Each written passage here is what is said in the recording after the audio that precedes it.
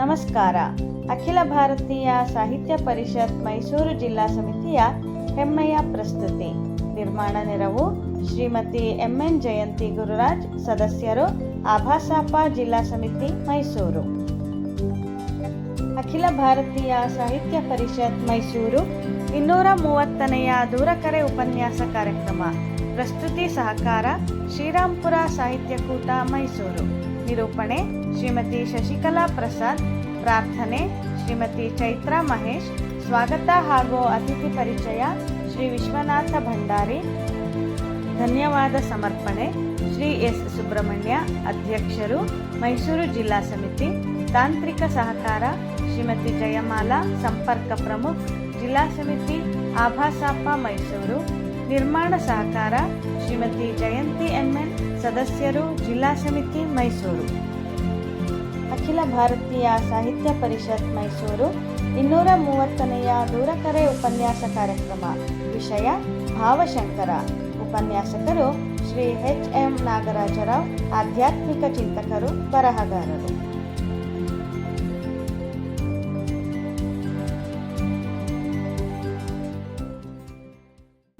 ಎಲ್ಲರಿಗೂ ನಮಸ್ಕಾರ. ನಿಮ್ಮೊಂದಿಗೆ ನಾನು ಶಶಿಕಲಾ ಪ್ರಸಾದ್, ಅಖಿಲ ಭಾರತೀಯ ಸಾಹಿತ್ಯ ಪರಿಷತ್ ಜಿಲ್ಲಾ ಸಮಿತಿ ಮೈಸೂರು ದೂರಕರೆ ಗೂಗಲ್ ಮೀಟ್ ಉಪನ್ಯಾಸ ಮಾಲಿಕೆಯ 230ನೇ ಕಾರ್ಯಕ್ರಮಕ್ಕೆ ಎಲ್ಲರಿಗೂ ಆತ್ಮೀಯ ಸ್ವಾಗತ.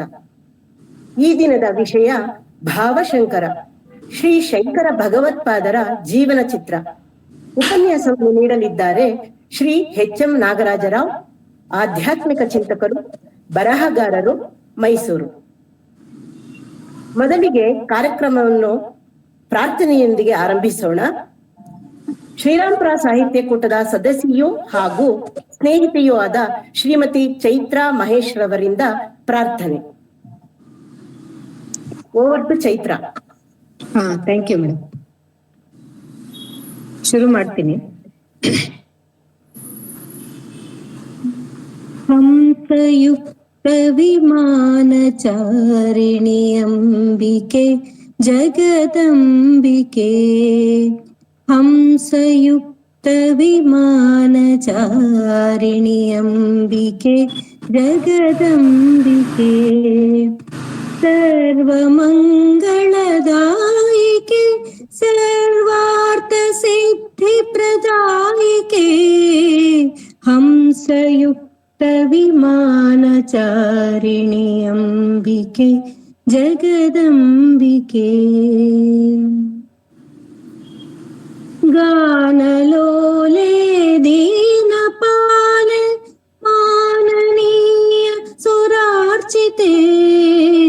ಗಾನಲೋಲೆ ದೀನಪಾಲೆ ಮಾನನೀಯ ಸುರಾರ್ಚಿತೆ. ಘೋರ ಕನಸವಿರಾತ್ರಿ ಶಂಕರಿ ವೀರಚರಿತೆ ಅಂಬಿಕೆ. ಸರಿಗಮ ಗಮದನಿ ಮದನಿ ಸಾ.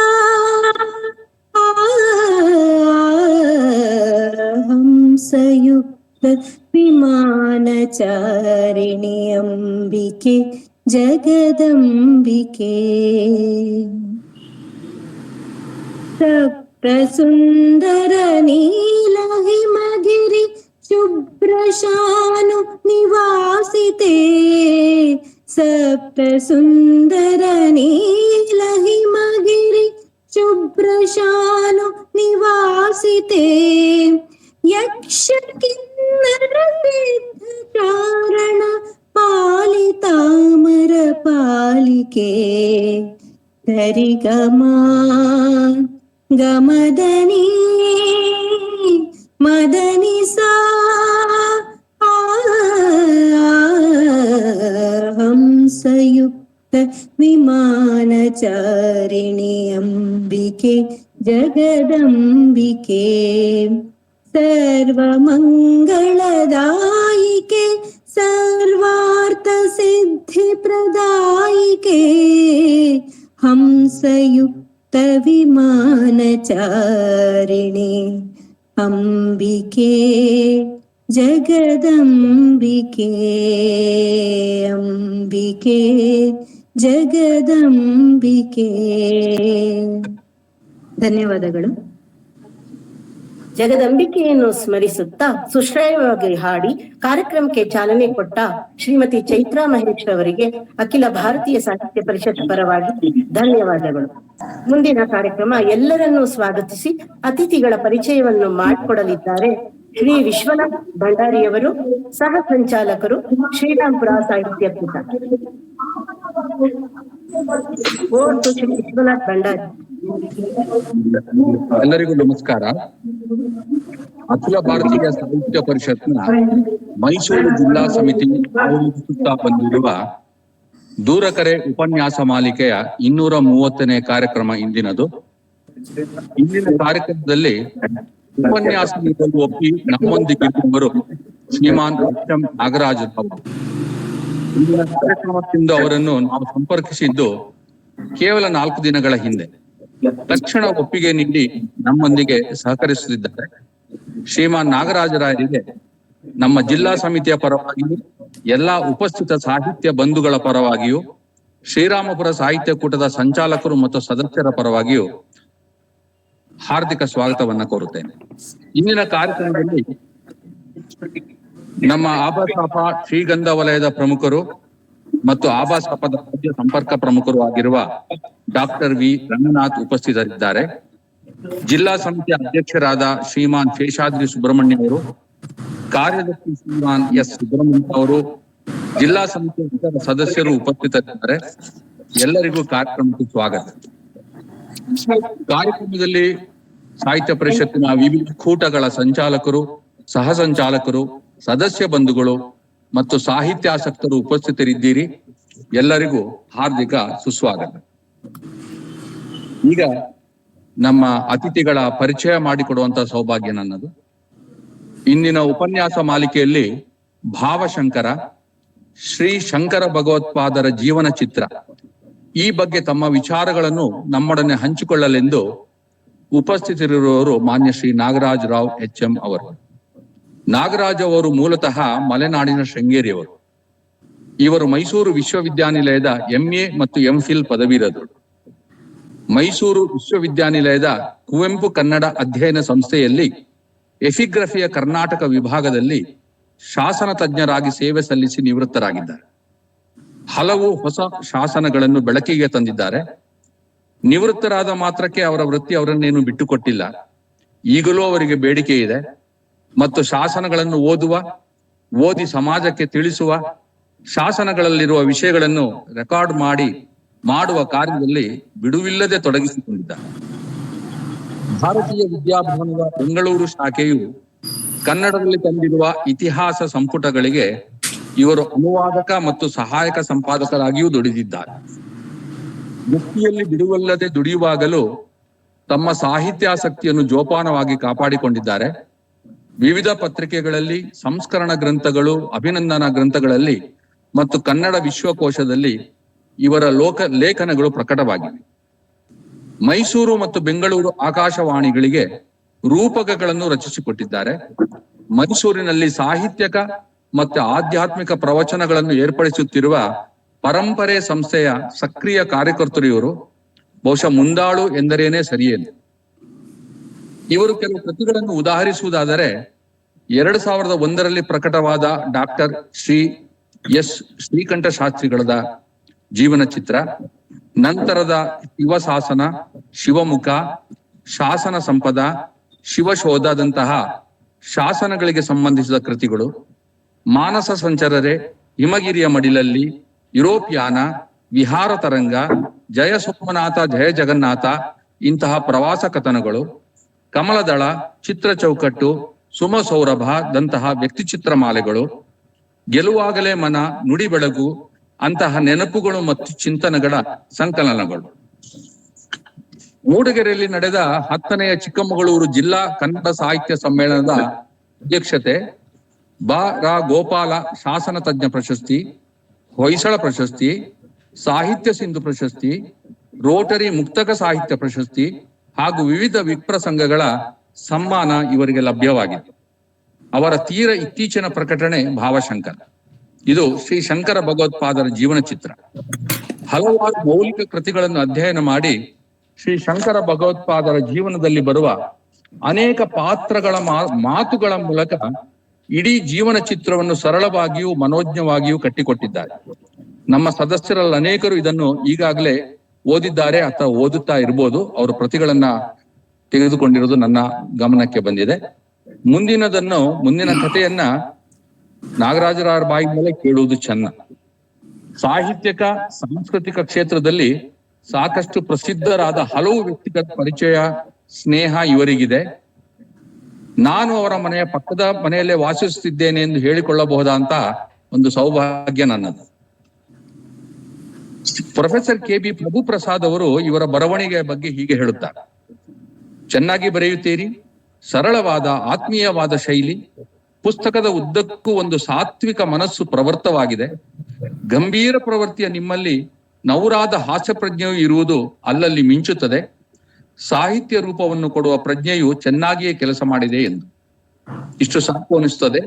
ಈಗ ಮಾನ್ಯ ನಾಗರಾಜರಾಯರು ಉಪನ್ಯಾಸ ಪ್ರಾರಂಭಿಸಬೇಕೆಂದು ಉಪಸ್ಥಿತರಿರುವ ಎಲ್ಲರ ಪರವಾಗಿ ವಿನಂತಿಸಿಕೊಳ್ಳುತ್ತಾ ಎಲ್ಲರಿಗೂ ಧನ್ಯವಾದಗಳು.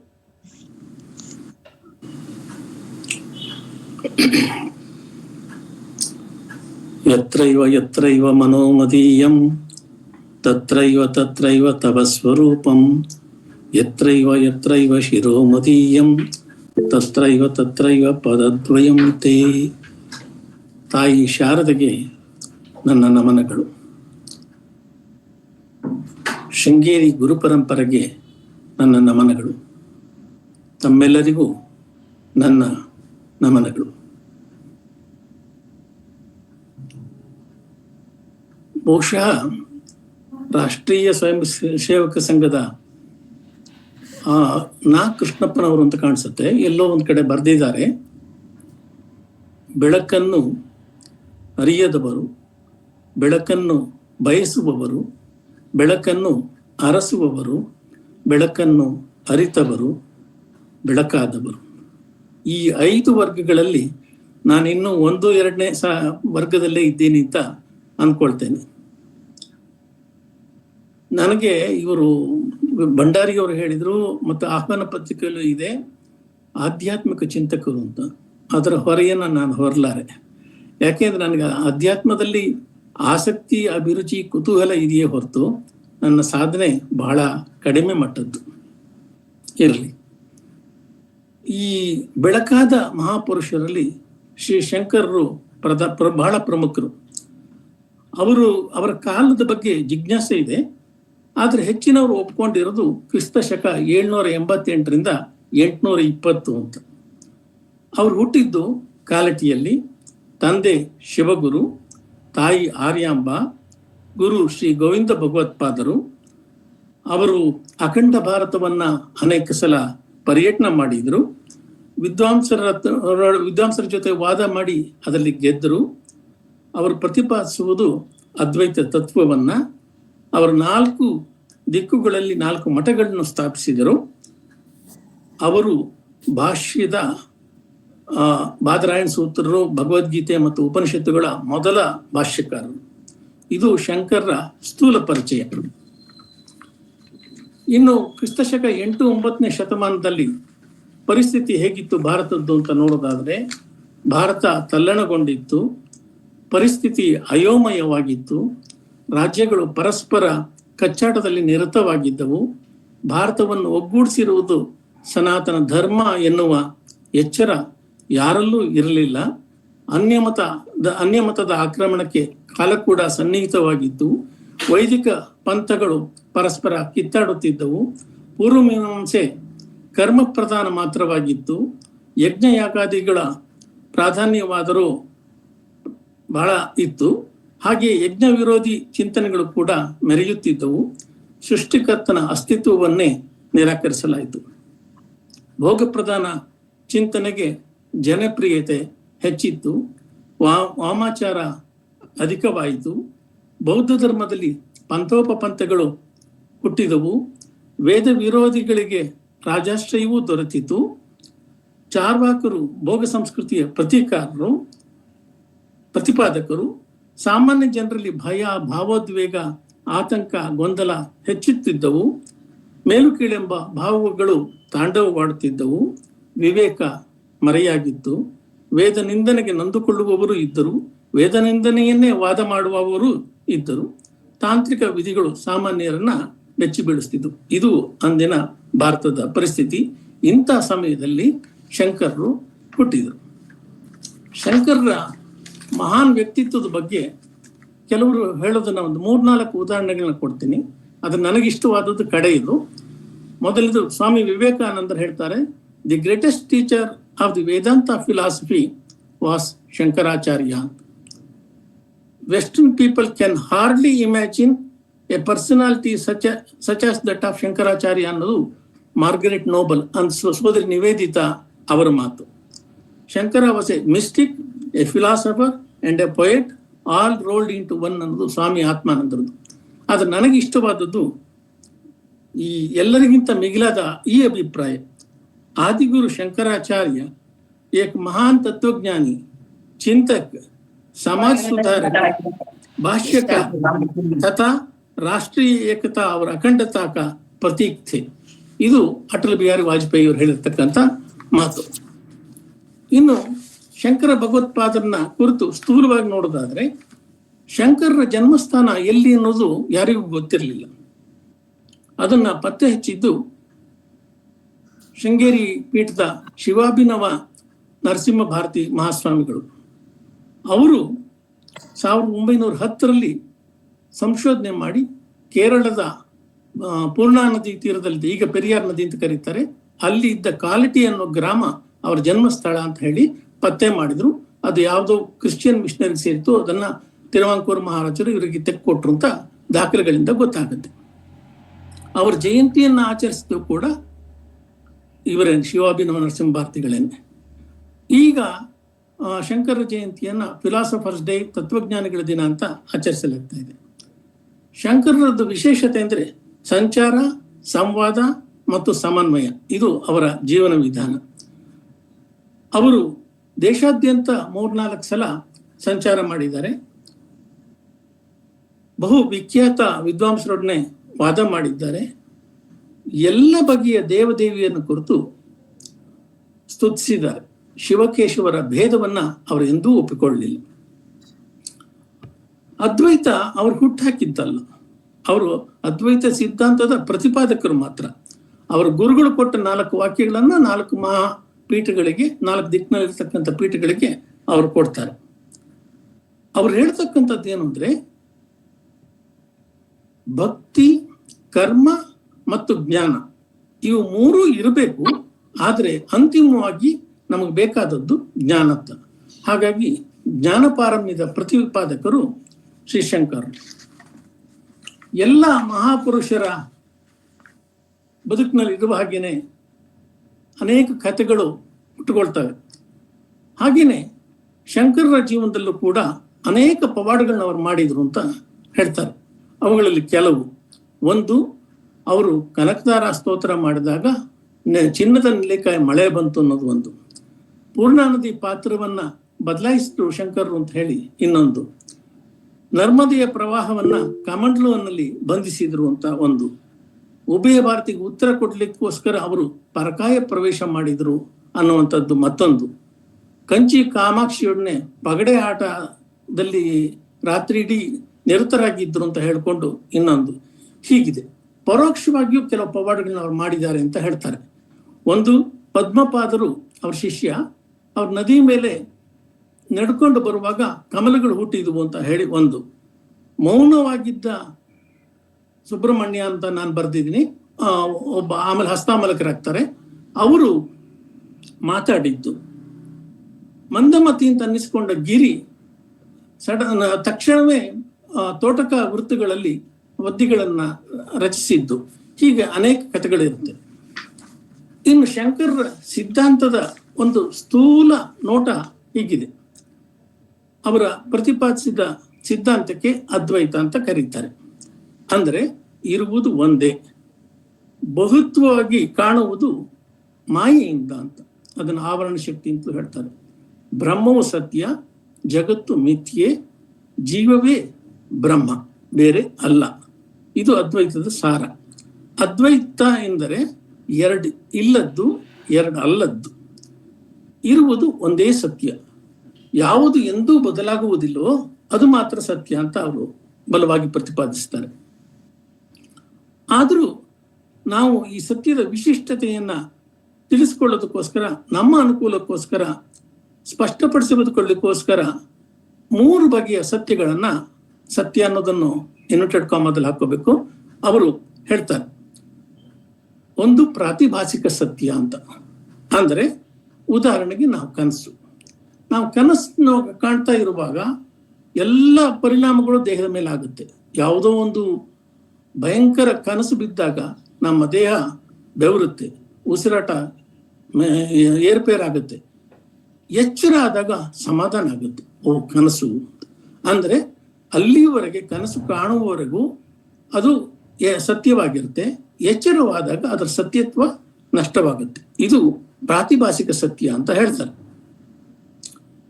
ಇನ್ನೊಂದು ವ್ಯಾವಹಾರಿಕ ಸತ್ಯ ಅಂತ. ಲೋಕದಲ್ಲಿ ಭೇದ ಇದೆ ಹಾಗೆ ಭಾವಿಸ್ಲಿಕ್ಕೆ ನಮಗೆ ಸಾಮಾನ್ಯ ಕಣ್ಣುಗಳೇ ಸಾಕು. ನಾವು ಲೋಕ ನೋಡ್ತಾನೆ ಇದ್ವಿ, ವ್ಯತ್ಯಾಸಗಳು ಇರ್ತಕ್ಕಂಥದ್ದು ಗೊತ್ತುಂಟು. ವಿಶೇಷ ಜ್ಞಾನವೇನು ಅದಕ್ಕೆ ಬೇಕಾಗಿಲ್ಲ. ಜಗತ್ತು ಸತ್ಯವೆಂದೇ ನಾವು ಭಾವಿಸಿ ವ್ಯವಹರಿಸುತ್ತೇವೆ. ಅದು ಶೂನ್ಯವಲ್ಲ, ಅಸ್ತಿತ್ವದಲ್ಲಿ ಇಲ್ಲ ಎನ್ನುವಂತೆಯೂ ಇಲ್ಲ. ಆದರೆ ಜಗತ್ತು ನಾವು ಕಾಣುವ ಒಂದು ಮಿಥ್ಯೆ ಅಂತ ತಿಳಿಯಲು ಇನ್ನೊಂದು ಕಣ್ಣು ಬೇಕಾಗುತ್ತೆ ನಮಗೆ. 3ನೇ ಕಣ್ಣು ಶಿವನಿಗೆ ಮಾತ್ರ ಅಲ್ಲ, ನಮಗೂ ಬೇಕಾಗುತ್ತೆ. ಅದು ಜ್ಞಾನದ ಕಣ್ಣು ಅಂತ ಹೇಳಬೇಕಾಗುತ್ತೆ. ಅದನ್ನು ತೆರೆದರೆ ಮಾತ್ರ ಜಗತ್ತು ಒಂದು ಮಾಯೆ ಅನ್ನೋದು ಗೊತ್ತಾಗುತ್ತೆ. ನಮ್ಗೆ ಕಣ್ಣಿಗೆ ಕಾಣ್ತಾ ಇರೋದೆಲ್ಲ ಸತ್ಯ ಅಂತ ಅನ್ನಿಸ್ತಾ ಇರುತ್ತೆ. ಆದ್ರೆ ಇದಕ್ಕಿಂತ ಎತ್ತರವಾದ ದೃಷ್ಟಿಯಿಂದ ನೋಡಿದಾಗ ಇದು ಕೂಡ ಇನ್ನೊಂದು ಕನಸು ಅನ್ನುವಂಥದ್ದು ಅರ್ಥ ಆಗುತ್ತೆ. ಅದು ಶಂಕರ್ ಪ್ರತಿಪಾದಿಸ್ತಾರೆ. ಹಾಗಾಗಿ ಜಗತ್ತನ್ನು ಮಿಥ್ಯೆ ಅಂತ ಕರಿತೀವಿ. ಮಿಥ್ಯೆ ಅಂದ್ರೆ ಸುಳ್ಳು ಅಂತ ಅಲ್ಲ, ಸತ್ಯವೂ ಅಲ್ಲ. ಭಾಸವಾಗುವಂತ ಸುಳ್ಳಂತೆ ಕಾಣುವ ಸತ್ಯ ಅದು ಅಷ್ಟೇ. ಆದ್ರೆ ಸತ್ಯದಂತೆ ಕಾಣುವ ಸುಳ್ಳು ಅದು. ಆತ್ಯಂತಿಕ ಸತ್ಯ ಅನ್ನೋದು 3ನೇದು. ಇದನ್ನು ಪಾರಮಾರ್ಥಿಕ ಸತ್ಯ ಅಂತಲೂ ಅವರು ಕರೀತಾರೆ. ಆತ್ಮ ಪರಮಾತ್ಮರ ಅಭಿನ್ನತೆಯನ್ನ ಅವರು ಹೇಳ್ತಾರೆ. ಅದನ್ನ ಅನುಭವದಲ್ಲಿ ತಂದುಕೊಳ್ಳೋದೇ ಮೋಕ್ಷ. ಎಲ್ಲ ಬಗೆಯ ಭೇದವೂ ಅಳಿದು ಹೋಗ್ಬೇಕು ಅಲ್ಲಿ. ಇದು ಎಂದೂ ಬದಲಾಗದ ಶಾಶ್ವತ ಸತ್ಯ. ಜ್ಞಾನದಿಂದ ನಾವು ಪಡೆದುಕೊಳ್ಳಬೇಕಾದದ್ದು ಈ ಅನುಭವವನ್ನ ಅಂತ ಹೇಳ್ತಾರೆ. ಇದಿಷ್ಟು ಶಂಕರ ಜೀವನ ಚಿತ್ರದ ಒಂದು ಸ್ಥೂಲ ನೋಟ. ಈ ಮೋಕ್ಷ ಪಡಿಬೇಕಾದ್ರೆ ಏನೇನು ಅಂತ ಅವ್ರು 4 ಅರ್ಹತೆಗಳನ್ನ ಹೇಳ್ತಾರೆ. ಒಂದು ನಿತ್ಯ ವಿವೇಕ ಅಂತ. ಅಂದ್ರೆ ಯಾವುದು ಶಾಶ್ವತ, ಯಾವುದು ಅಲ್ಲ ಅನ್ನುವಂಥ ವಿವೇಕ ಪ್ರಜ್ಞೆ ನಮ್ಮಲ್ಲಿ ಬೆಳಿಬೇಕು ಅಂತ. ನಮಗೆ ಎಷ್ಟೋ ಸಲ ಗೊತ್ತಿರುತ್ತೆ ಇದು ಕ್ಷುಲ್ಲಕವಾದದ್ದು ಅಂತ, ಅದು ಅನಿತ್ಯ ಅನ್ನೋದು ಗೊತ್ತಿರುತ್ತೆ. ಆದ್ರೂ ನಾವು ಅದ್ರ ಹಿಂದೆ ಹೋಗಿರ್ತೀವಿ. ಹಾಗಾಗಿ ಈ ವಿವೇಕ ಮೊದಲನೇ ಹಂತ. ಇನ್ನೊಂದು ಸ್ವರ್ಗಾಪೇಕ್ಷೆಯಲ್ಲಿ ವಿರಾಗ ಅಂತ. ಅಂದ್ರೆ ಆಸೆಗೆ, ಅಧಿಕಾರಕ್ಕೆ, ಹುದ್ದೆಗೆ, ಕೀರ್ತಿಗೆ, ಲಾಭಕ್ಕೆ ಅಂಟಿಕೊಳ್ಳದೆ ಇರತಕ್ಕಂಥದ್ದು. ಅದೆಲ್ಲ ಬದುಕಿನಲ್ಲಿ ಬರ್ಬೋದೇ ಹೊರತುನು ಅದಕ್ಕೆ ಅಂಟಿಕೊಳ್ಳದೆ ಇರತಕ್ಕಂಥದ್ದು, ಅದು ಭೋಗಲಾಲಸೆ ಇಲ್ಲದೆ ಇರತಕ್ಕಂಥದ್ದು 2ನೇ ಅರ್ಹತೆ. 3ನೇದು ಸಮಾಧಿ ಷಟ್ಕ ಸಂಪತ್ತಿ ಅಂತ ಹೇಳ್ತಾರೆ. ಅಂದ್ರೆ ನಿಗ್ರಹ, ಮನಸ್ಸನ್ನ ನಿಯಂತ್ರಿಸಬೇಕಾದದ್ದು, ಶ್ರದ್ಧೆ, ಸಮಾಧಾನ, ಈ ತರ ಸುಮಾರು 6 ವಿಷಯಗಳನ್ನು ಹೇಳ್ತಾರೆ. 4ನೇದು ನಿಜವಾಗಿಯೂ ಮೋಕ್ಷದಲ್ಲಿ ಅಪೇಕ್ಷೆ ಇರಬೇಕಾದದ್ದು. ಯಾಕೆಂದ್ರೆ ಅದು ಇನ್ನರ್ ಅರ್ಜ್ ಅಂತ ಹೇಳ್ತಾರೆ. ನಮ್ಮ ಒಳಗಡೆ ಅದ್ರ ಅಭೀಪ್ಸೆ ಇರಬೇಕು. ಆಗ ಅದು ಮೋಕ್ಷ ಸಿದ್ಧಿಸ್ಲಿಕ್ಕೆ ನಮ್ಮ ಪ್ರಯತ್ನಗಳು ನಮ್ಗೆ ಅರ್ಹರಾಗ್ತೀವಿ ಅಂತ ಅವ್ರು ಹೇಳ್ತಾರೆ. ಹಾಗಾಗಿ ಇಷ್ಟು ಬಹಳ ಸ್ಥೂಲವಾಗಿ ನಾನು ಈಗಿರ್ತಕ್ಕಂಥ ಶಂಕರಾಚಾರ್ಯರ ಬಗ್ಗೆ ಇರ್ತಕ್ಕಂಥ ಜೀವನ ಚರಿತ್ರೆಯಲ್ಲಿ ಬರ್ತಕ್ಕಂಥ ವಿಷಯಗಳನ್ನ ತುಂಬಾ ಸ್ಥೂಲವಾಗಿ ಹೇಳಿದ್ದೀನಿ. ಈಗ ನಾನು ಭಾವಶಂಕರ ಅನ್ನೋ ವಿಷಯಕ್ಕೆ ಬರ್ತೇನೆ. ಇದನ್ನ ಯಾಕೆ ಬರದೆ, ಏನು ಎತ್ತ ಅನ್ನೋದು ಹೇಳ್ತಾ ಹೋಗ್ತೇನೆ. ಇದು ಭಾವಶಂಕರ ಪುಸ್ತಕ ಬಂದಿದೆ, ಹೀಗಿದೆ ನೋಡಿ. ಇದಕ್ಕೆ ಜ್ಯೋತಿಶಂಕರ್ ಅವರ ಮುನ್ನುಡಿ ಇದೆ. ಅಂತರ್ಸಂವಾದ ಅಥವಾ ಅಂತಸ್ಸಂವಾದ, ನಾನು ಬೇಕಂತಲೇ ಅಂತರ್ಸಂವಾದ ಅಂತ ಬಳಸಿದ್ದೀನಿ. ಅದು ವ್ಯಾಕರಣಬದ್ಧವಾಗಿಲ್ಲ ಅಂತ ಕೆಲವರು ಹೇಳಿದ್ರು ಕೂಡ ಅಂತರ ಸಂವಾದ ಮತ್ತು ಅಂತಸ್ಸಂವಾದ ಎರಡೂ ಇರೋದ್ರಿಂದ ಅದು ಅಂತರ್ಸಂವಾದ ಅಂತ ಮಾಡಿದ್ದೀನಿ. 180 ಪುಟ ಇದೆ. ಇದರಲ್ಲಿ ರೇಖಾಚಿತ್ರಗಳನ್ನ ರಘುಪತಿ ಶೃಂಗೇರಿ ಅಂತ ಹೇಳಿ ಅವ್ರು ಬರೆದಿದ್ದಾರೆ. ಮುಖಚಿತ್ರವನ್ನ ಮೋಹನ್ ಅಂತ ಅವ್ರು ಬರೆದಿದ್ದಾರೆ. ಮುದ್ರಣ ಮೈಸೂರಿನಲ್ಲಿ ಐಕಾನ್ ನಲ್ಲಿ ಆಗಿದೆ.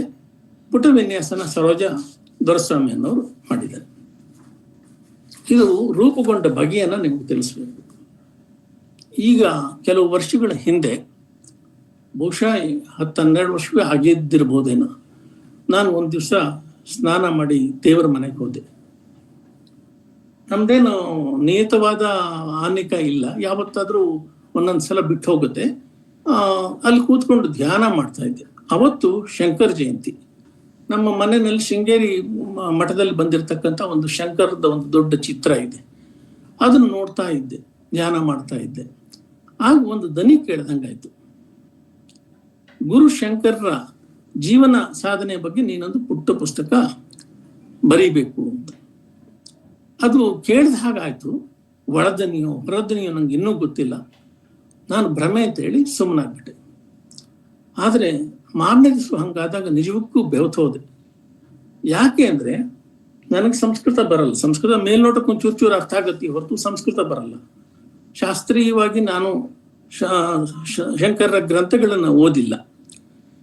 ಏನೋ ಒಂದಷ್ಟು ಬರೆದಿದ್ದಾದ್ರೂ ಕೂಡ ಅದು ಹೊರಗಿನ ಒತ್ತಾಯಕ್ಕೆ ಬರೆದಿರ್ತಕ್ಕಂಥದ್ದು ನಾನು. ಹಾಗಾಗಿ ನಾನು ಆ ದನಿಯನ್ನ ನಿರ್ಲಕ್ಷಿಸುತ್ತಲೇ ಬಂದೆ. ತಿಂಗಳುಗಳು ಉರುಳಿದ್ವು, ಎಲ್ಲ ಇದಾಯ್ತು, ತಡ್ಕೊಳ್ಲಿಕ್ಕಾಗ್ಲಿಲ್ಲ. ಇವತ್ತಿನ ದಿವಸ ನಾನು ಏನು ಹೇಗೆ ತುಮುಲ ತಳಮಳ ಅನುಭವಿಸ್ತಾ ಇದ್ದೀನೋ, ಯಾಕೆಂದ್ರೆ ನಾನು ಸಾರ್ವಜನಿಕ ವೇದಿಕೆಗಳ ಮೇಲೆ ಬರೋದು ಬಹಳ ಕಡಿಮೆ. ಅದೇ ತರ ನನ್ನ ಮನಸ್ಸಿನಲ್ಲಿ ತುಮುಲ ಕಳವಳ ಎಲ್ಲ ಶುರುವಾಯಿತು. ನಿದ್ದೆ ಕೂಡ ಹಾರೋಯ್ತು. ಕಡೆಗೆ ಒಂದ್ ದಿವಸ ಸೋತ್ ಹೋದೆ ನಾನು. ನನ್ನ ಕೈಲಿ ತಡ್ಕೊಳ್ಲಿಕ್ಕೆ ಆಗ್ಲಿಲ್ಲ. ಅನೇಕ ಗ್ರಂಥಗಳನ್ನ ಸಂಪಾದಿಸಿಕೊಂಡು ಮತ್ತೆ ಓದ್ತಾ ಬಂದೆ. ಒಂದೊಂದು ಪುಸ್ತಕ ಓದ್ದಾಗ್ಲೂ ಕೂಡ ಭೈರಪ್ಪನವ್ರ ಪರ್ವ ಆಗ್ಲಿ, ನಮ್ಮ ಶ್ಯಾಮಲ ಶಾರದೆ ಅಂತ ಶತಾಬ್ದಾನಿ ಗಣೇಶ್ ಅವ್ರ ಪುಸ್ತಕ ಆಗ್ಲಿ, ಬೇರೆ ಬೇರೆಯವ್ರದ್ದೆಲ್ಲ ಓದ್ತಾ ನಾನು ಮತ್ತಷ್ಟು ಕಂಗೆಟ್ಟೆ. ನನ್ನ ಕೈಲಿ ಆಗಲ್ಲ ಅಂತ ಅನಿಸ್ತು. ಆಮೇಲೆ ಒಂದ್ ದಿವಸ ಇಲ್ಲ, ನೀನ್ ಬರೀಲೇಬೇಕು ಅನ್ನೋ ಒತ್ತಡ ಜಾಸ್ತಿ ಆದಾಗ ಆಯ್ತು, ಪ್ರಯತ್ನ ಪಡೋಣ ಅಂತ ಹೇಳ್ಕೊಂಡು ಯೋಚನೆ ಮಾಡಿದೆ.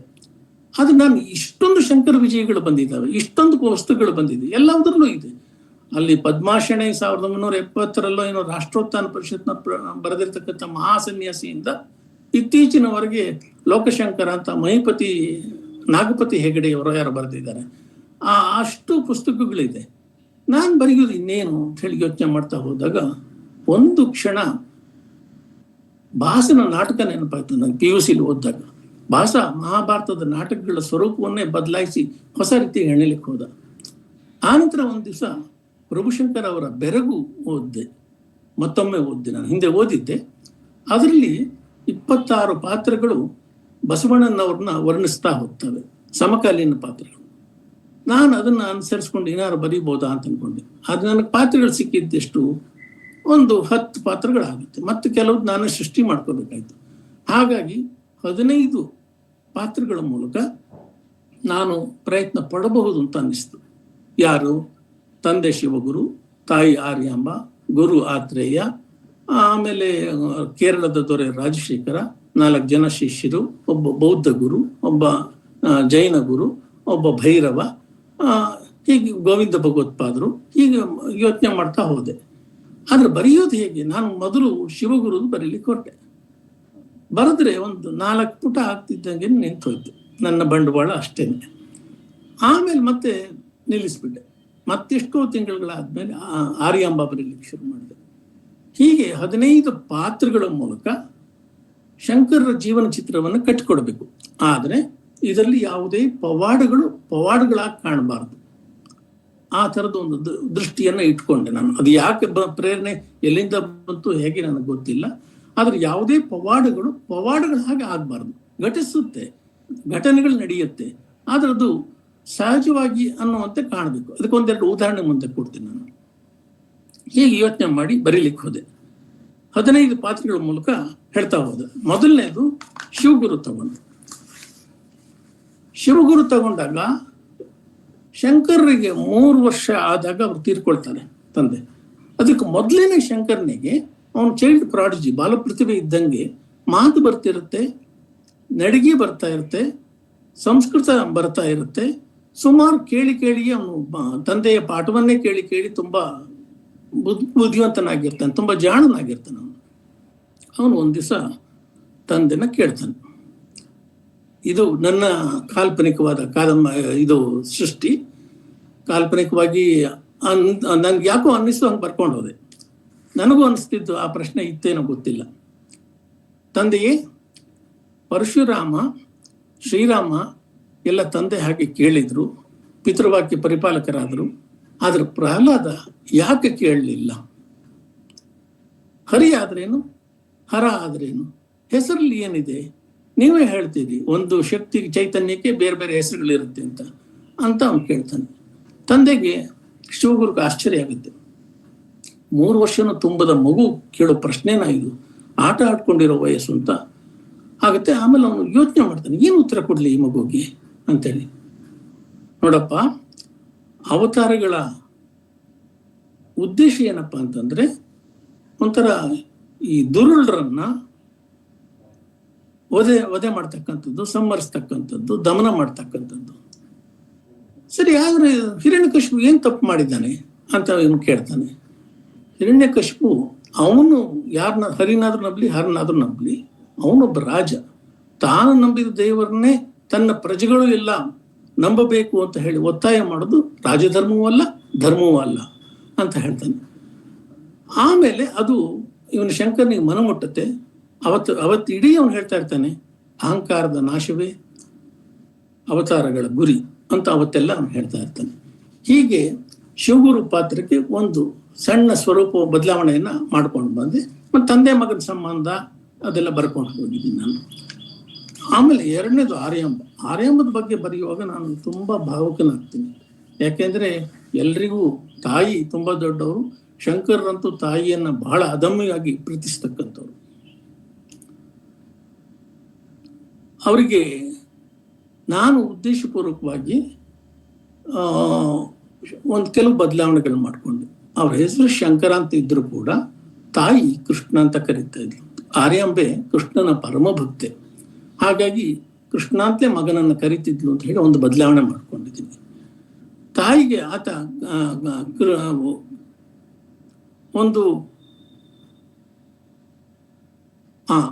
ಒಂದು ಘಟನೆ ನಡೆಯುತ್ತೆ. ಅದು ಶಂಕರ ವಿಜಯದಲ್ಲೂ ಇದೆ. ಒಂದ್ ದಿವಸ ಇವನು ಗುರುಕುಲದಲ್ಲಿ ಓದ್ತಿದ್ದಾಗ ಒಂದು ಕೆಟ್ಟ ಕನಸು ಬೀಳುತ್ತೆ ಅವಳಿಗೆ. ಮಾರನೇ ದಿವಸನೇ ಇವಳು ಆ ಗುರುಕುಲಕ್ಕೆ ಹೋಗಿ ಅವನ ನೋಡ್ತಾಳೆ. ಅಲ್ಲಿರ್ತಕ್ಕಂಥ ಗುರು ಮತ್ತು ಅವರ ಪತ್ನಿ ಹೇಳ್ತಾರೆ, ಆರ್ಯಾಂಬ ಮಗನ ಬಗ್ಗೆ ಅತೀವಾದ ಮೋಹ ಇಟ್ಕೊಳ್ಬೇಡ, ಅವನು ಯಾವುದೋ ಲೋಕದ ಕಲ್ಯಾಣಕ್ಕೆ ಆಗಿ ಹುಟ್ಟಿರ್ತಕ್ಕಂಥ ಅಂತ ಅವ್ರು ಹೇಳಿ ಕಳಿಸ್ತಾರೆ. ಆ ತರ ಒಂದ್ ಸಣ್ಣ ಅರ್ಧ ದಿವಸದ ಪ್ರಯಾಣ ಅಂತಲ್ಲಿಗೆ ಹೋಗಿ ಬರ್ತಾ ಇರ್ತಾಳೆ. ಒಂದ್ಸಲ ಇವನು ಕೇಳ್ತಾನೆ, ಶಂಕರ ಕೇಳ್ತಾನೆ, ಏನಾಗಿದೆ ನಾನೇ ಬರೆದಿದ್ದಾದ್ರೂ ಕೂಡ ನನಗೆ ಕೆಲವು ಘಟನೆಗಳು ನೆನಪಿನಲ್ಲಿದೆ, ಕೆಲವುದು ಮರ್ಸೋಗುತ್ತೆ. ಹಾಗಾಗಿ ನಾನು ಸ್ವಲ್ಪ ಚೂರು ಆ ಕಡೆ ಈ ಕಡೆ ಆಗತ್ತೆ ನನ್ನ ಮಾತು. ಅವನು 2 ತುಳಸಿ ದಳಗಳನ್ನ ಕೈಯಲ್ಲಿ ಇಟ್ಕೊಂಡಿರ್ತಾನೆ. ತಾಯಿ ಬರ್ತಾಳೆ. ತಾಯಿ ಕೇಳ್ತಾಳೆ, ಮಗು ಏನು ಯೋಚನೆ ಮಾಡ್ತಾ ಇದೀಯ ಅಂತ. ಅಮ್ಮ, ನನ್ನ ಹತ್ರ 2 ತುಳಸಿ ದಳ ಇದೆ, ಇದ್ರಲ್ಲಿ ಒಂದನ್ನು ನಾನು ಬಿಡಬೇಕಾದ ಸಂದರ್ಭ ಬಂದಿದೆ, ಯಾವ್ದನ್ನ ಬಿಡೋದು ಅಂತ ಗೊತ್ತಾಗ್ತಾ ಇಲ್ಲ ಅಂತ ಹೇಳ್ತಾನೆ. ಅವಾಗ ಅವಳು ಹೇಳ್ತಾಳೆ, ಅವಳಿಗನ್ಸುತ್ತೆ ಒಂದು ಆರ್ಯಾವರ್ತ, ಒಂದು ಆರ್ಯ ಅನ್ನೋದು ಅವಳಿಗೆ ಗೊತ್ತಾಗುತ್ತೆ.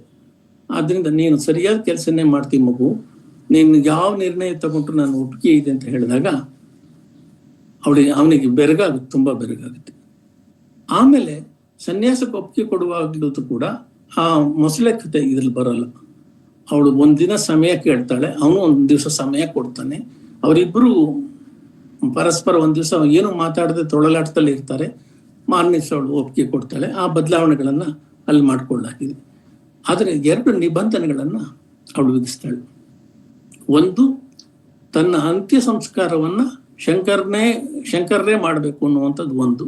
ಇನ್ನೊಂದು, ಅವನಿನ್ನೂ 8 ವರ್ಷದ ಚಿಕ್ಕ ಹುಡುಗ ಆದ್ರಿಂದ ಅವನ ಜೊತೆ ಇನ್ನೊಬ್ಬ ಅವ್ರ ಮನೇಲಿ ಇರ್ತಾನೆ, ಚಿದಾನಂದ. ಆ ಚಿದಾನಂದನ್ನ ಕರ್ಕೊಂಡು ಹೊರಡ್ಬೋದು ಅಂತ ಹೇಳಿ ಒಪ್ಪಿಗೆ ಕೊಡ್ತಾಳೆ. ಅವರಿಬ್ಬರು ಅಲ್ಲಿಂದ ಹೊರಡ್ತಾರೆ. ಅಲ್ಲಿಗೆ ಆರ್ಯಾಂಬ ಕಥೆಯನ್ನ ನಿಲ್ಲಿಸಿದ್ದೀನಿ. ಆದ್ರೆ ನಾನು ತುಂಬಾ ಸಂಕ್ಷಿಪ್ತವಾಗಿ ಸ್ಥೂಲವಾಗಿ ವಿವರ ಹೇಳ್ತಾ ಇದ್ದೀನಿ. ಆಮೇಲೆ ಅವನು ಗುರುಕುಲದಲ್ಲಿದ್ದಾಗ ಭಿಕ್ಷೆ ಬೇಡ್ಲಿಕ್ಕೆ ಹೋಗ್ಬೇಕಾಗತ್ತೆ. ಯಾಕೆಂದ್ರೆ ಅಂದಿನ ಗುರುಕುಲದ ಪದ್ಧತಿಗಳಲ್ಲಿ ಅವರು ರಾಜರಿಂದ ಆಶ್ರಯ ಏನು ಪಡಿತಿರ್ಲಿಲ್ಲ, ಅನುದಾನ ಪಡಿತಿರ್ಲಿಲ್ಲ. ಯಾರೇ ಆಗ್ಲಿ, ಎಂತ ಶ್ರೀಮಂತರ ಮಕ್ಕಳೇ ಆಗ್ಲಿ, ರಾಜಪುತ್ರರೇ ಆಗ್ಲಿ, ಅವರು ಅವತ್ತೇ ಹೋಗಿ ಭಿಕ್ಷೆ ತರಬೇಕಾಗಿರುತ್ತೆ. ಶಂಕರದು ದಿನವೂ ಭಿಕ್ಷೆ ಹೋಗ್ತಾ ಇರ್ತಾರೆ. ಒಂದ್ ದಿವಸ ಭಿಕ್ಷೆಗೆ ಹೋದಾಗ ಆ ಕತೆ ನಿಮ್ಗೆ ಗೊತ್ತುಂಟು ಬಹುಶಃ. ಮನೆಯಲ್ಲಿ ಆ ಪಾತ್ರದ ಹೆಸರು ನಾನು ಶ್ರೀಲಲಿತೆ ಅಂತ ಮಾಡ್ಕೊಂಡಿದ್ದೀನಿ, ಮಾಧವ ಶ್ರೀಲಲಿತೆ ಅಂತ. ಶ್ರೀಲಲಿತೆ ಮನೆಯಲ್ಲಿ ಎಲ್ಲ ಹುಡುಕಿದ್ರು ಕೂಡ ಏನೂ ಸಿಗುದಿಲ್ಲ, ಒಂದು ಒಣ ನೆಲ್ಲಿಕಾಯಿ ಸಿಗುತ್ತೆ. ಸರಿ, ಅದನ್ನೇ ಅಳ್ತಾ ಅವಳು ಕೊಡ್ತಾಳೆ.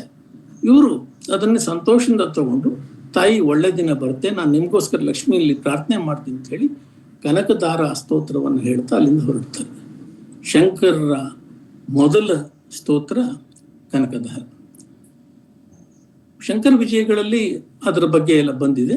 ನಾನು ಅದನ್ನ ಬೇರೆ ತರ ತಗೊಂಡು ಹೋಗಿದ್ದೀನಿ. ಹೇಗೆ ಅಂತಂದ್ರೆ, ಮುಂದೆ ಅವರು ಹೋದ ಒಂದು ವಾರದಲ್ಲೇ ಭಾರಿ ಮಳೆ ಆಗುತ್ತೆ. ಭಾರಿ ಮಳೆ ಆದಾಗ ಇವರ ಮನೆ ಹಿಂಭಾಗದಲ್ಲಿ ಇದ್ದಂತ ಗುಡ್ಡ ಜರಿಯುತ್ತೆ. ಅಲ್ಲೊಂದು ನೆಲ್ಲಿ ಮರ ಇರುತ್ತೆ. ಆ ನೆಲ್ಲಿ ಮರದ ಬೇರಿನ ಕೆಳಗೆ ಒಂದು ಭಾಂಡ ಸಿಗುತ್ತೆ, ಒಂದು ಬಿಂದಿಗೆ. ಆ ಬಿಂದಿಗೆನಲ್ಲಿ ಚಿನ್ನದ ನಾಣ್ಯ ಸಿಗುತ್ತೆ. ಇವರು ಬಡವರಾದ್ರೂ ಕೂಡ ಯಾವುದೇ ಕಾರಣಕ್ಕೆ ಅದು ತಮ್ಮದಲ್ಲ ಅಂತ ಅನ್ಸ್ಬಿಡುತ್ತೆ ಅವರಿಗೆ. ಹೋಗಿ ಗುರುಕುಲದಲ್ಲಿ ಕೇಳ್ತಾರೆ, ಇದನ್ನ ಏನ್ ಮಾಡುದು ಅಂತ. ನಿಕ್ಷಿಪ್ತವಾಗಿರ್ತಕ್ಕಂಥದ್ದು ಯಾವಾಗ್ಲೂ ರಾಜನ ಸ್ವತ್ತು ಅಂತ ಶಾಸ್ತ್ರ ಹೇಳುತ್ತಮ್ಮ, ಆದ್ರಿಂದ ನೀವು ರಾಜನಿಗೆ ಒಪ್ಪಿಸ್ಬೇಕು ಅಂತ ಹೇಳ್ತಾರೆ. ಆಗ ಅವರು ಕೇರಳದ ದೊರೆ ರಾಜಶೇಖರನ ಹತ್ರ ಹೋದಾಗ ರಾಜಶೇಖರ ಹೇಳ್ತಾನೆ, ನಿಮ್ಮಂತ ಪ್ರಾಮಾಣಿಕ ಪ್ರಜೆಗಳೇ ನಮ್ಮ ಸಂಪತ್ತು, ನಿಮ್ಮ ಹಿರಿಯರು ನಿಮ್ಮ ಆಪತ್ಕಾಲಕ್ಕೆ ಮಾಡಿರ್ತಕ್ಕಂಥದ್ದು ಇದು, ಆದ್ರಿಂದ ಇದನ್ನ ನೀವೇ ವಾಪಸ್ ತಗೊಂಡು ಹೋಗ್ಬೇಕು ಅಂತ ಹೇಳ್ತಾನೆ, ಆದೇಶ ಕೊಡ್ತಾನೆ. ಅವ್ರ ಮನಸ್ಸಿಲ್ಲದ ಮನಸ್ಸಿನಿಂದ ತಗೊಂಡು ಬರ್ತಾರೆ. ಅವ್ರ ಮನೆಗೆ ಸ್ವರ್ಣತಿಲ್ಲಂ ಅಂತ ಹೆಸರು ಬರುತ್ತೆ. ಇವತ್ತಿಗೂ ಆ ಮನೆ ಇದೆ. 10,500 ಚದರಡಿ ಇರ್ತಕ್ಕಂಥ ಮನೆ ಕಾರಟಿಯಿಂದ ಸ್ವಲ್ಪ ದೂರದಲ್ಲಿ ಇದೆಯಂತೆ. ಅದು ಫೋಟೋ ಎಲ್ಲ ನಾನು ನೋಡಿದ್ದೀನಿ, ಈಗಿರೋ ಮನೆದು. ಇರಲಿ, ಇದು ನಾನು ಮಾಡ್ಕೊಂಡಿರ್ತಕ್ಕಂಥ ಬದಲಾವಣೆ ಏನಂದ್ರೆ, ಚಿನ್ನದ ನೆಲ್ಲಿಕಾಯಿಗಳು ಬೀಳೋದಿಲ್ಲ, ಅದು ಒಂದು ಇದರಲ್ಲಿ ನಿಕ್ಷೇಪದ ರೀತಿಯಲ್ಲಿ ಅವರಿಗೆ ಸಿಗುತ್ತೆ ಅಂತ ಹೇಳ್ಕೊಂಡು. ಹಾಗಾಗಿ ಗುರುಗಳ ಹತ್ರ ಹೋದಾಗ ಗುರುಗಳು ಕೇಳ್ತಾರೆ, ಆತ್ರೇಯರು ಅಂತ ಹೇಳಿ, ಏನಪ್ಪ ಏನಾಯ್ತು, ನೀ ಸಪ್ಪಗಿದೆಯಲ್ಲ ಇವತ್ತು, ಯಾಕೆ ಅಂತ ಕೇಳಿದಾಗ ಅವ್ನು ಹೇಳ್ತಾನೆ, ಗುರುಗಳೇ ಹೀಗಾಯ್ತು ಇವತ್ತು, ಹೀಗಾಯ್ತು ಅಂತ. ಹೌದಾ, ಏನ್ ಸ್ತುತಿ ರಚಿಸಿದ್ದೆ ನೀನು ಅಂತ ಹೇಳಿ ಕೇಳ್ತಾರೆ. ಒಂದೆರಡು ಪದ್ಯ ಹೇಳ್ತಾನೆ. ಇದಕ್ಕೇನು ಹೆಸರು ಇಡಬೇಕು ಅಂತಿದೀಯಾ ಅಂತ ಕೇಳಿದ್ರೆ, ದಾರಿದ್ರ್ಯ ಅಂದ್ರೆ ಒಂದೇ ಅಲ್ಲ, ಎಲ್ಲ ಬಗೆಯ ದಾರಿದ್ರ್ಯನ ನಾಶ ಆಗ್ಬೇಕು, ಆ ದೃಷ್ಟಿಯಿಂದ ಇದು ಕನಕದಾರ ಅಂತ ಇಟ್ಟಿದ್ದೀನಿ, ಚೆನ್ನಾಗಿದೆ ಇಟ್ಕೊಂತ ಗುರುಗಳು ಹೇಳ್ತಾರೆ.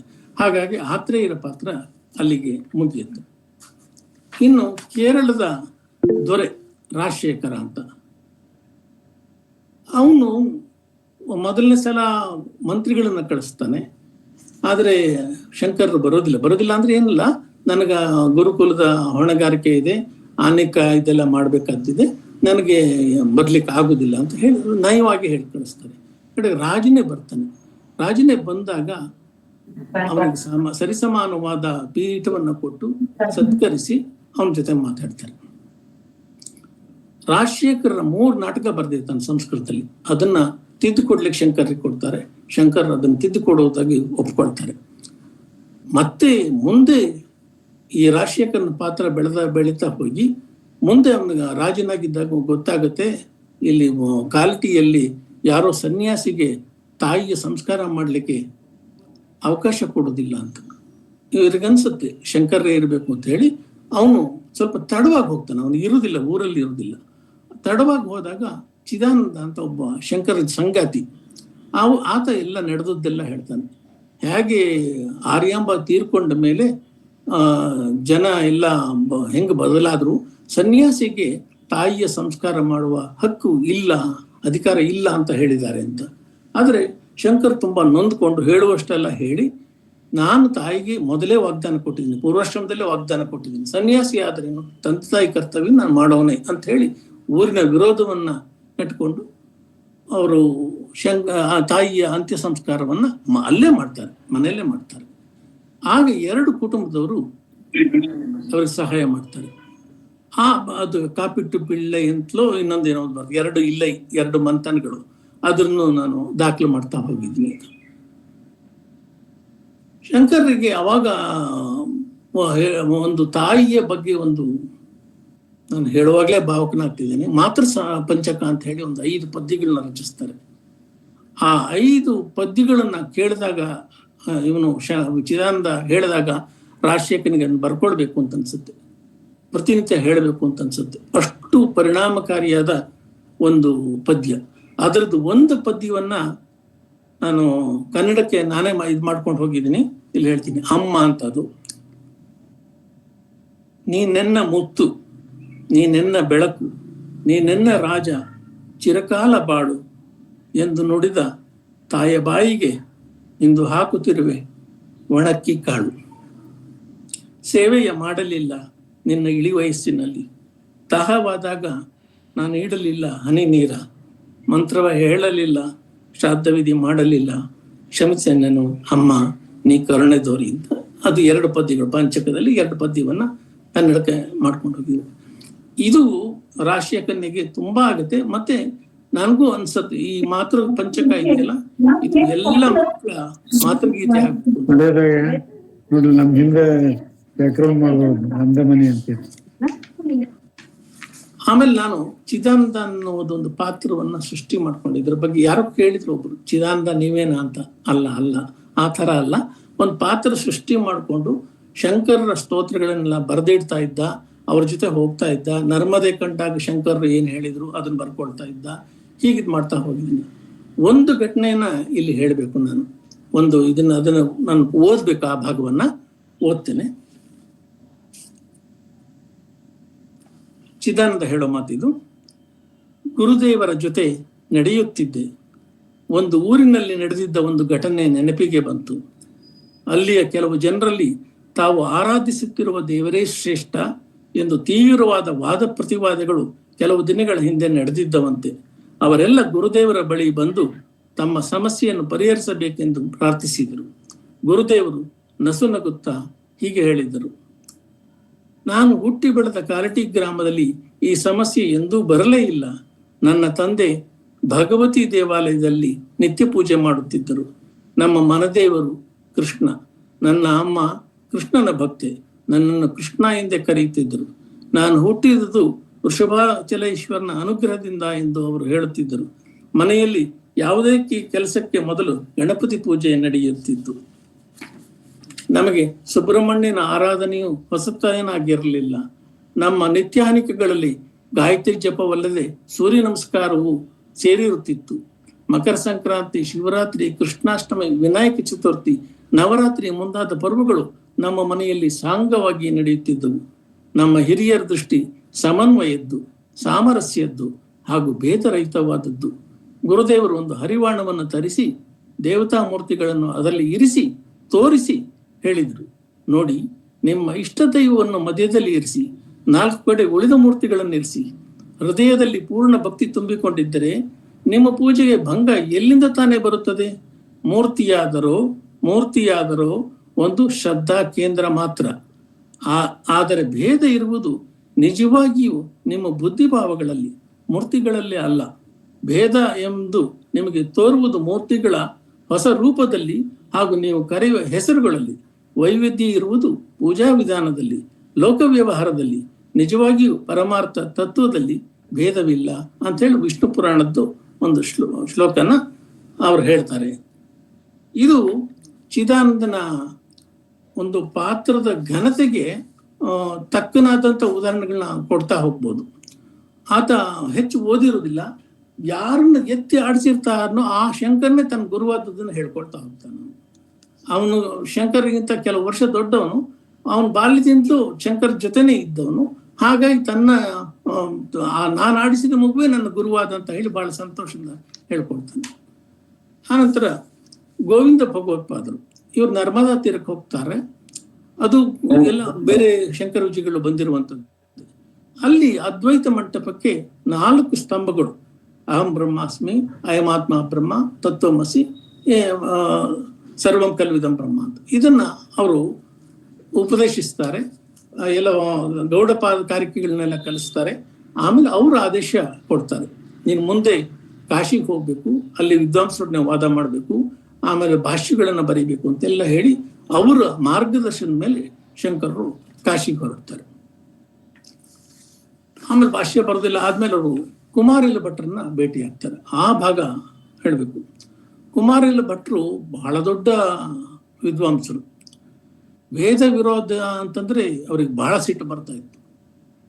ಬೌದ್ಧರ ಹಠಾಟೋಪುಗಳನ್ನ ಹತ್ತಿಕ್ಬೇಕು ಅಂತ ಹೇಳಿ ಅವ್ರೇನ್ ಮಾಡ್ತಾರೆ ಅಂದ್ರೆ, ಇಲ್ಲಿದ್ದರೆ ನಾನು ಪ್ರಸಿದ್ಧ ಎಲ್ರಿಗೂ ಗೊತ್ತಾಗುತ್ತೆ ಅಂತ ಹೇಳಿ ಮಾರುವೇಷದಲ್ಲಿ ದೂರದ ಬೌದ್ಧ ಕೇಂದ್ರಕ್ಕೆ ಹೋಗಿ ಬೌದ್ಧರಾಗಿ ಬೌದ್ಧ ಗುರುವಿನೊಡನೆ ಎಲ್ಲಾ ಬೌದ್ಧ ಸಿದ್ಧಾಂತದ ಸೂಕ್ಷ್ಮಗಳನ್ನೆಲ್ಲ ಅರಿತು ಕಡೆಗೆ ವಾದದಲ್ಲಿ ಬೌದ್ಧರನ್ನೇ ಸೋಲಿಸ್ತಾರೆ. ಆಗ ಅವರೆಲ್ಲ ಇವನು ಕೊಲ್ಲಲಿಕ್ಕೆ ಅಟ್ಟಿಸ್ಕೊಂಡ್ ಬರ್ತಾರೆ.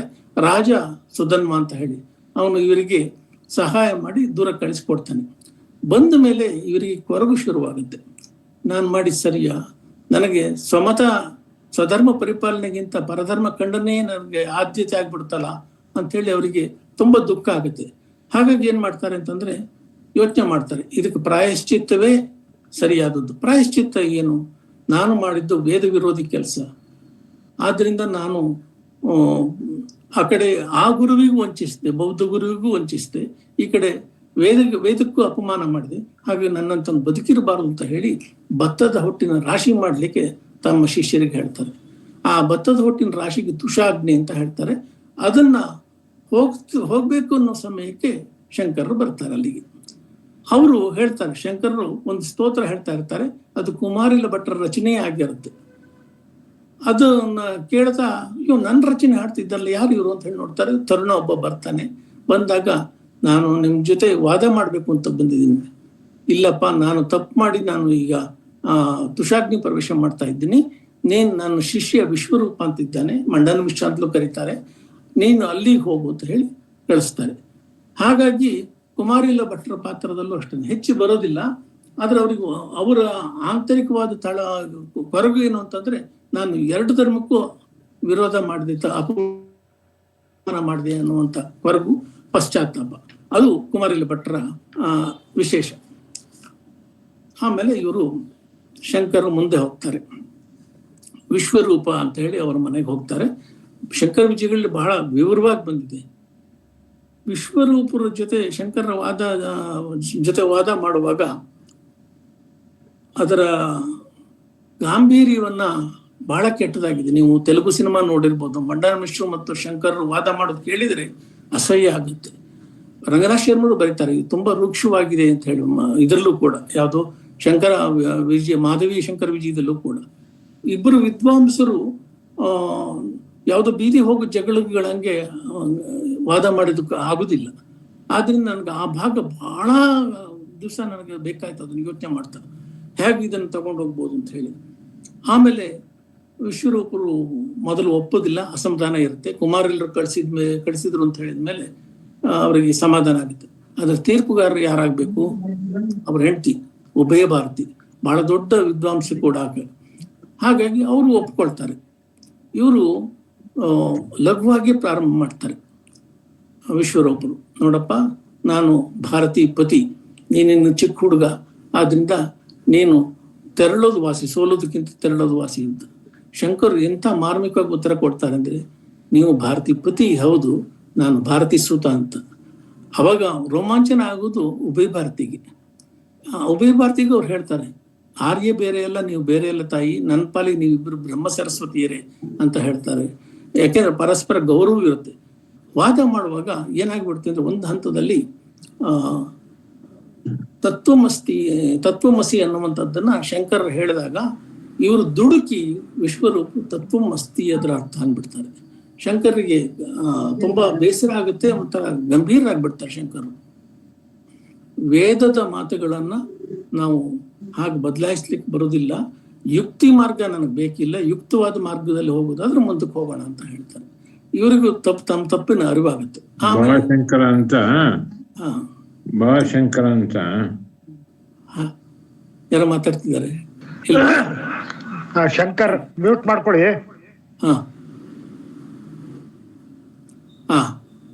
ಮಾತಾಡಿ ಸರ್, ಮಾತಾಡಿ. ಹಾಗಾಗಿ ಕರ್ಮಾಚರಣೆ ಬಹಳ ಮುಖ್ಯ ಅಂತ ಹೇಳ್ತಾನೆ ಅವರು. ಇಲ್ಲ, ಕರ್ಮ ಅನ್ನೋದು ಸ್ವರ್ಗ ಪ್ರಾಪ್ತಿಗೋಸ್ಕರ, ಆದ್ರೆ ಜ್ಞಾನವೇ ಮುಖ್ಯ. ನೈಜ್ಞಾನೇನ ಸದೃಶಂ ಅನ್ನೋ ಮಾತನ್ನು ನೀವು ಕೇಳಿದ್ದೀರಿ. ಜ್ಞಾನವೇ ಎಲ್ಲದಕ್ಕಿಂತ ಮುಖ್ಯವಾದದ್ದು. ಅದರ ಅರ್ಥ ಕರ್ಮ ಮತ್ತು ಭಕ್ತಿಗಳನ್ನು ನಾನು ಅಲ್ಗಳಿತೀನಿಂತಲ್ಲ, ಅವೆಲ್ಲ ಹಂತಗಳು. ಒಂದು ಪೂಜೆ ಅನ್ನೋದು ಕೂಡ ಮನಸ್ಸಿಗೆ ಸಂತೋಷ ಕೊಡುವ ಕ್ರಿಯೆಗಳ ಸಮುದಾಯ ಹೊರತು ಇನ್ನೇನು ಅಲ್ಲ. ಕರ್ಮ ಅನ್ನೋದು ವಸ್ತುಗಳ ಉಪಲಬ್ಧಿಗೋಸ್ಕರ ಇರತಕ್ಕಂಥದ್ದು ಅಂತ ಶಂಕರರು ಅವರಿಗೆ ಮನದಟ್ಟು ಮಾಡಿಕೊಡ್ತಾರೆ. ಆಮೇಲೆ ಒಂದು ಮಾತು ಹೇಳಿದ್ದಾರೆ, ನಾವು ಕೀಟ್ಸ್ ಮಾತು ಕೇಳ್ತೀವಿ, ಸೌಂದರ್ಯವೇ ಸತ್ಯ, ಸತ್ಯವೇ ಸೌಂದರ್ಯ ಅಂತ. ಆದರೆ ಇವರು ಶಂಕರರ ಜೊತೆ ವಾದ ಮಾಡುವಾಗ ಇವರು ವಿಶ್ವರೂಪರು ಕೇಳಿದಾಗ ಒಂದು ಮಾತು ಹೇಳ್ತಾರೆ,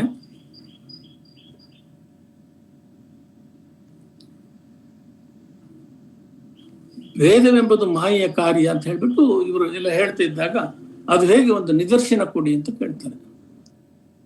ಅವಾಗ ಚಾಂದೋಗ್ಯಕ್ಕೆ ಬರೆದಿರತಕ್ಕಂಥ ಒಂದು ಮಾತು ಹೇಳ್ತಾರೆ ಇವರು.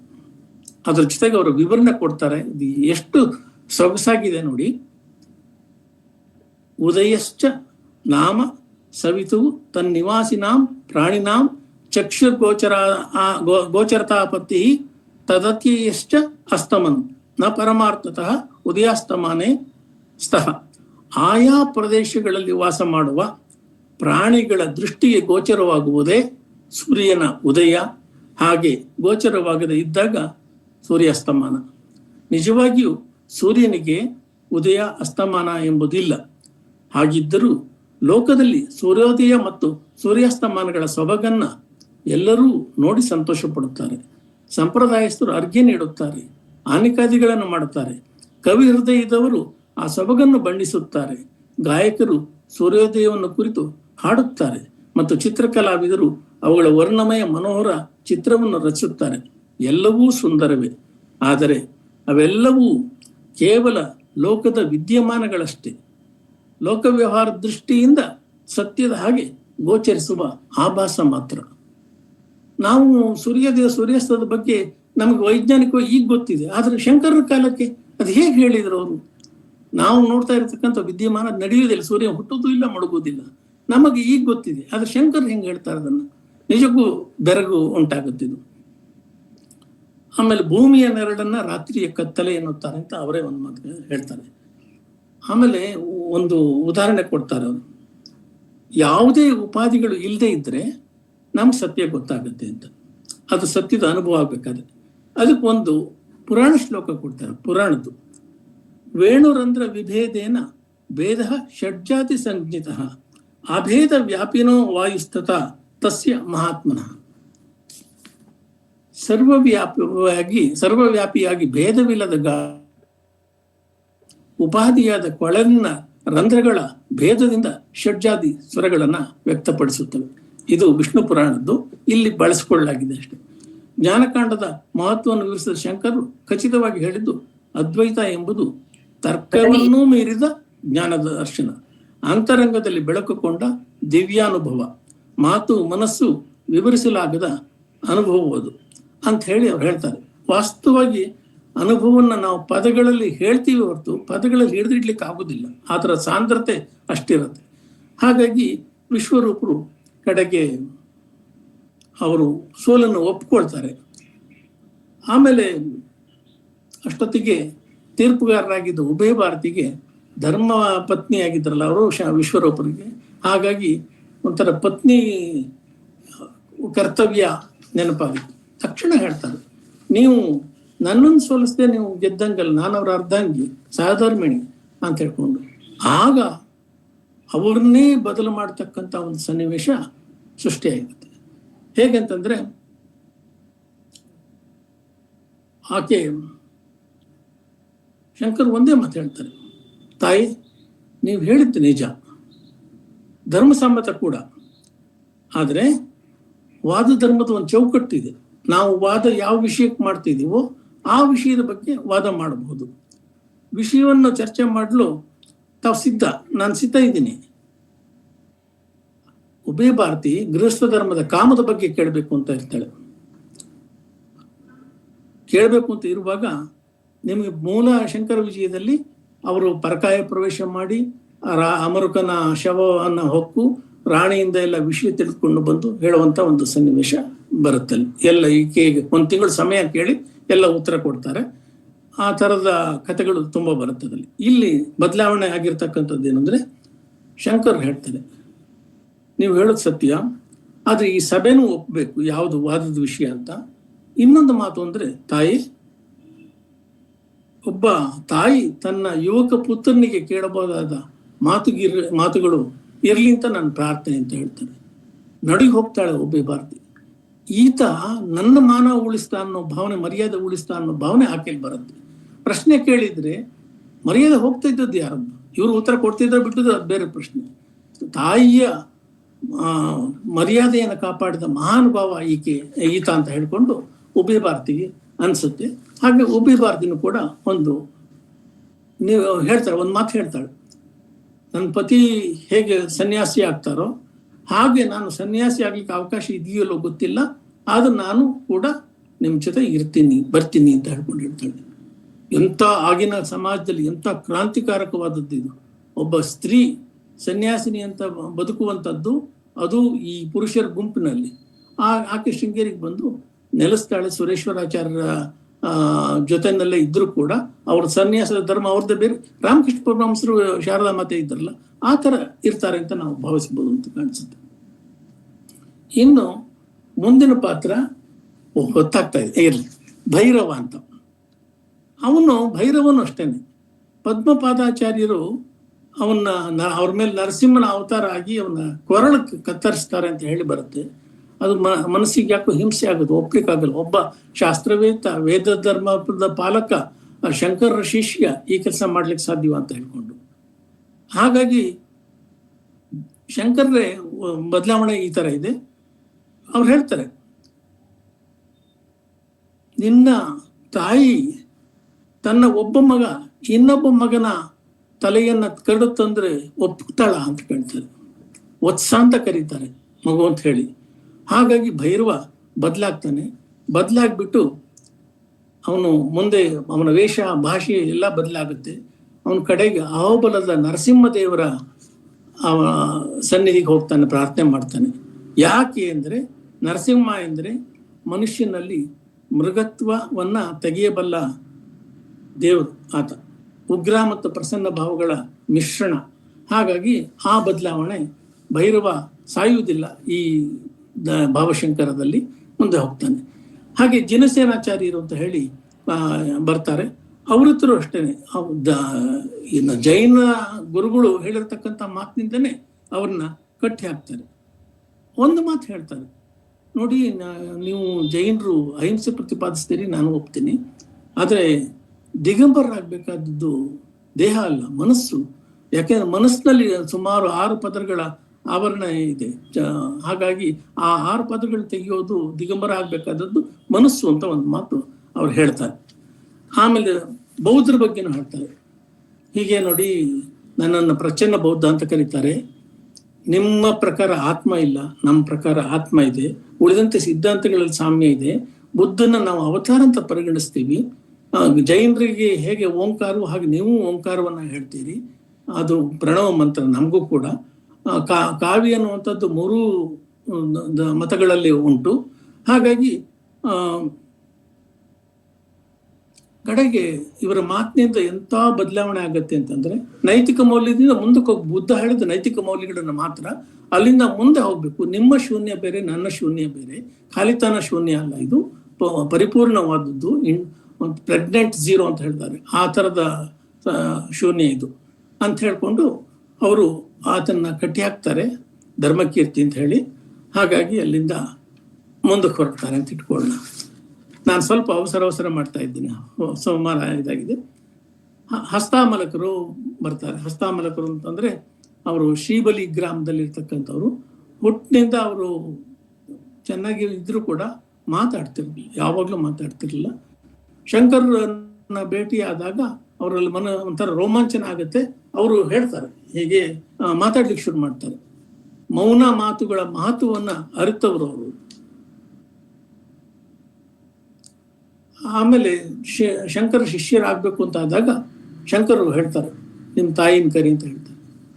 ತಾಯಿ ಬಂದಾಗ, ತಾಯಿ, ನಾನು ನಮ್ಮ ಅಮ್ಮನ ಒಪ್ಪಿಗೆ ಪಡೆದೇ ಸನ್ಯಾಸಿ ಆಗಿದ್ದೀನಿ, ನಿಮ್ಮ ಮಗನ್ನ ಒಪ್ಪಿಸ್ಲಿಕ್ಕೆ ಸಾಧ್ಯವಾ ಅಂತ ಕೇಳ್ತಾರೆ.